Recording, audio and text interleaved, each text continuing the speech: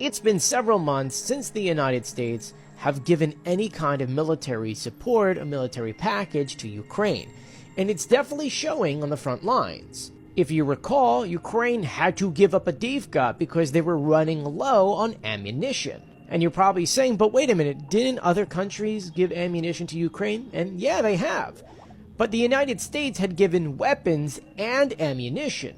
Well, when the ammunition runs out, those weapons are useless. And as one of the Ukrainian generals had said before, it becomes so useless, in fact, that the shovels are more important than the weapons. Well, now Zelensky is talking about the shortage of weapons in an interview from the Washington Post. In it, he says that Ukraine is unable to plan for any counteroffensive operations since they don't know if they're going to have weapons in order to do one. On top of that, Zelensky says that they're trying to find ways to not retreat in certain areas like they did in Avdiivka. And that's because, once again, they don't have the weapons to protect those areas. To quote Zelensky during this interview, he says, "If you're not taking steps forward to prepare another counteroffensive, Russia will take them."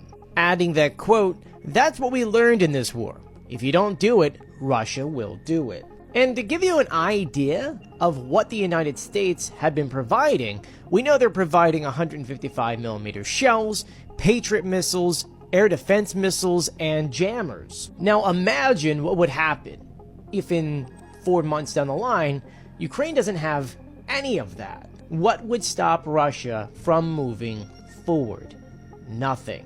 That would mean that the past 2 years, all the money, all the weapons we provided meant squat because Russia got it anyway. In this interview, though, Zelensky does say something really interesting, and that is, if there was one weapon that he could have, besides obviously everything else they need, it would be more ATACMS. And he is not wrong. If you remember, Russia has moved a lot of military equipment into Crimea, including aircraft and missiles. Remember that the United States, the UK, and France all said you could have our medium-range missiles, just don't fire them into Russian territory. So Ukraine knows, hey, you know what?